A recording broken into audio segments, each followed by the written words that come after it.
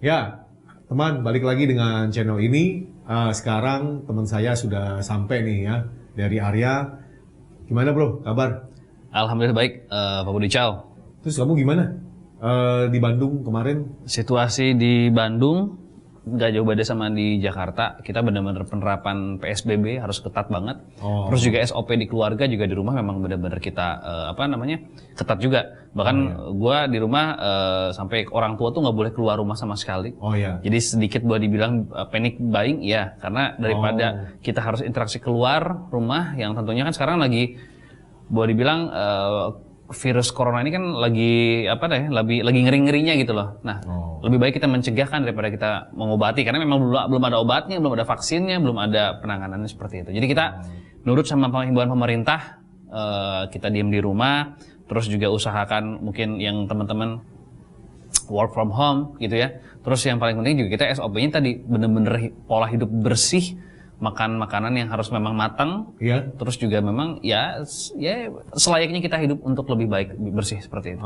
Terus gue ingat lagi waktu itu lu kan ada bisnis juga ya, yang jual beli mobil, lu gimana tuh, Der? Ini karena impact-nya karena corona, gue rasa sih bukan gue pribadi ya, semua orang sekarang lagi pusing-pusingnya banget. Kenapa? Karena semua lini bisnis dari A sampai Z, dari Z sampai ke A lagi, semua kena impact-nya. Termasuk salah satunya jual beli mobil. Karena orang mikir sekarang lagi mungkin saving dana juga, lagi muter otak juga untuk usaha kayak gimana. Nah, justru gue mau tanya nih sama Om Budi nih, kebetulan lagi di channelnya ini nih. Om Budi, ini kan gue lagi mikir nih, kira-kira ini kan kita nggak tahu nih, waktunya masih tentatif. Pemerintah aja belum bisa memastikan apakah ini bakal berakhir kapan, sampai kapan, pulihnya kapan, recovery-nya juga sampai kapan. Nah, ini gue lagi bingung, gue lagi pengen cari bisnisan yang, kayaknya tuh gue bingung. Kayaknya kalau bisnis ini takut gagal, bisnis ini takut nggak balik modal. Ada nggak sih tips mungkin yang mungkin Om Budi bisa share ke gue sama teman-teman yang ada di channel ini? Yang pasti kita dalam kondisi ini kan teman-teman harus jalankan bisnis yang seperti di bidang jasa ya, yang tentunya sekarang ini ingat gak dia? Waktu bisnis di dalam COVID-19 ini, ternyata ada yang naik, ternyata ada juga yang turun. Itu dia. Nah, yang turun itu di awal-awal tuh penerbangan, ya, penerbangan, terus perhotelan. Itu jelas ya, karena wisatawan nggak ada sama sekali ya. Iya. Nah, salah satunya ada juga yang naik. Yang naik pasti, kamu tahu dong, pasti bidang kesehatan, ya, karena orang pengen cari vitamin, ya, pengen cari solusi lain supaya badannya fit. Dan apalagi sekarang kalaupun gue mau memilih usaha, misalnya gue buka toko, kayaknya orang juga agak bingung juga nih gitu. Nah, tadinya lo kepikir apa? Gue sih tadinya kepikir, gue tuh awalnya kan gue pernah bikin barbershop, gagal nih. Karena memang satu dan lain hal gitu ya. Nah, terus kedua gue pikir sekarang tuh lagi happening banget antara coffee shop atau tempat-tempat makan kayak roti panggang gitu. Tapi kayaknya gue lagi mikir, ini ntar yang datang ada nggak ya? Pertama itu. Terus yang kedua, naikin sebuah brand kan itu nggak mudah.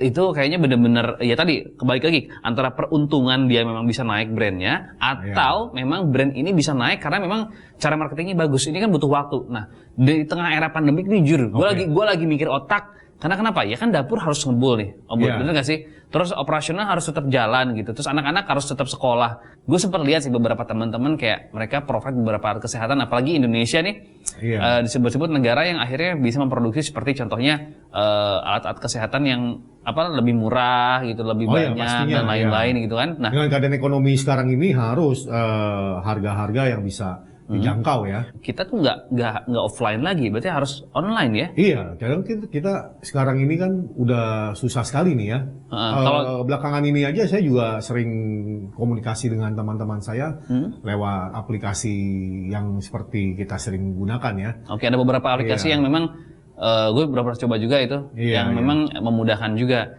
di satu sisi. Nah, tapi kita sampai kapan nih? Karena ya tadi roda ekonomi harus tetap muter nih Om Bud, dan ditambah lagi kita harus punya income yang memang ya oke lah. Sekarang ini impact-nya semua nih, semua lini, semua pekerjaan, nggak ngelihat lapisan sosial A, B, C, semua kena semua gitu. Ya karena tadi ini efek corona. Nah, gue pribadi jujur, nih udah berapa bulan nih, gue nggak kemana-mana. terus juga nggak ada income nih bro. Iya.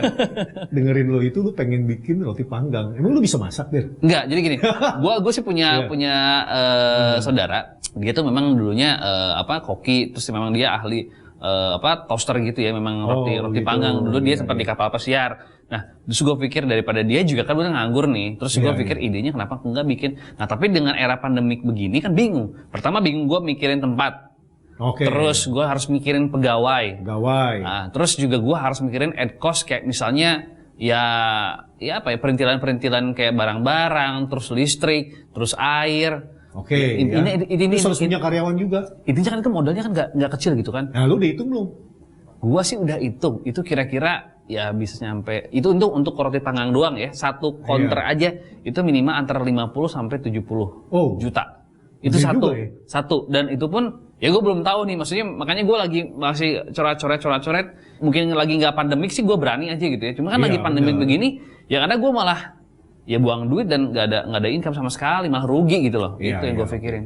Gini deh, Del. Jadi gue bisa sih kasih solusi ke lo. Sekalian kita bahas nih ya.